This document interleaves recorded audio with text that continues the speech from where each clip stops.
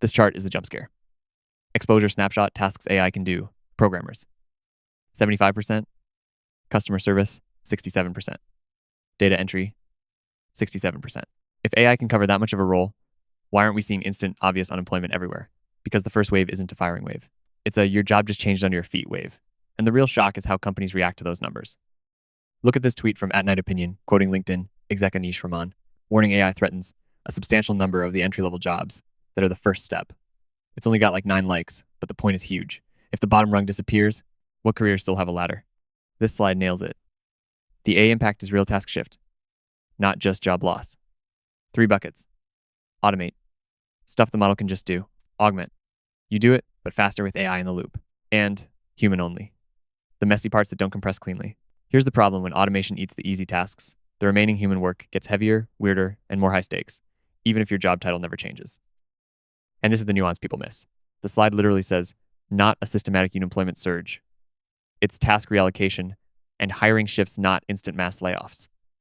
Translation, fewer entry-level seats, more AI supervisor responsibilities, and higher output expectations. So unemployment doesn't spike, but careers still get squeezed. That's the runway into the next phase. Agents. This is why Microsoft matters here. With Copilot behind him, Mustafa Suleyman isn't just pitching a chatbot. He's pitching a new operating model for work, where software doesn't just help you, it starts doing the workflow. In this tweet, Peter Diamandis quotes him saying, quote, "The next 3 to 7 years may be AI's most destabilizing chapter." 3 to 7 years. That's not sci-fi. That's now through 2030. So let's get practical. What does destabilizing look like at work? And look at Satya Nadella's post, around 6,000 likes, welcoming Suleyman to Microsoft AI and talking about building consumer AI like Copilot. That's the tell. This isn't optional software. It's getting baked into the default tools people already live in. This Microsoft chart is basically a career warning label, the race to be an agent boss. Leaders say they're familiar with agents at 67%, employees at 40%. Regular AI use, 69% versus 45%. And the wild one, 36% of leaders expect to manage agents versus 21% of employees. The advantage is shifting from doer to director. This slide lays out Microsoft's bet, human agent teams. Step 1, assistant AI helps you draft, summarize, search. Step 2, colleague, it starts taking real chunks of work, back and forth. Step 3, workflows agents run the process end to end. And when that happens, the valuable humans aren't the ones who type the fastest.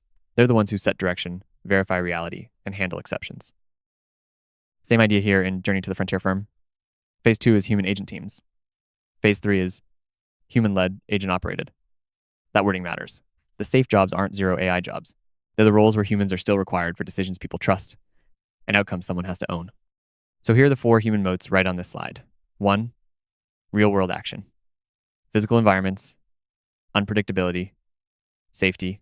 2, trust credibility with humans, especially under stress. 3, judgment trade-offs, ethics, reading context. 4, accountability. When something goes wrong, a person is responsible. AI can help, but humans remain responsible.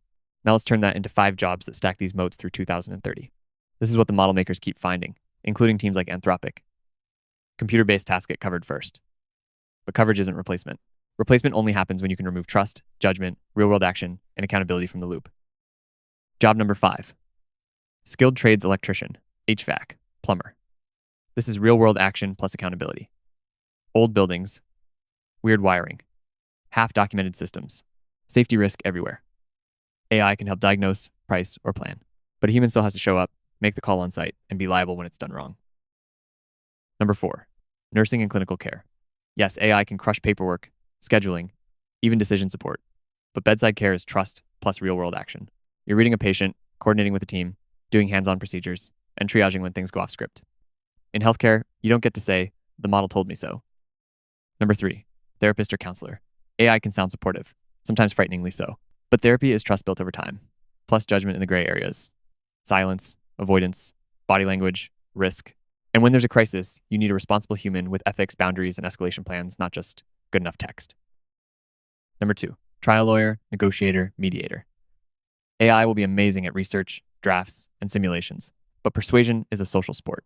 It's credibility, timing, reading the room, and strategy under pressure. And accountability is baked in. Someone has to sign the filing, make the argument, and live with the outcome. Job number 1, people leader and ops manager, the agent team boss. When agents run workflows, the premium shifts to direction, coordination, and exception handling. You're balancing speed versus risk, translating what stakeholders actually want, checking reality when the process breaks. In 2030, the fastest climbers won't be the best typists, they'll be the best directors. So don't make the goal outrun AI. Make it stack the moats. Real world action, trust, judgment, accountability. Remember the opening numbers: 75% task coverage for programmers, 67% for customer service and data entry. That's why the move is to become the person who verifies outputs, communicates decisions, and owns consequences. Practical next step: pick one weekly workflow to automate. Then write a human in the loop checklist: what you verify, what you never delegate, and what triggers escalation. If you want, comment what job you're in, and I'll tell you which moat to build next. And subscribe because the agent era is just getting started.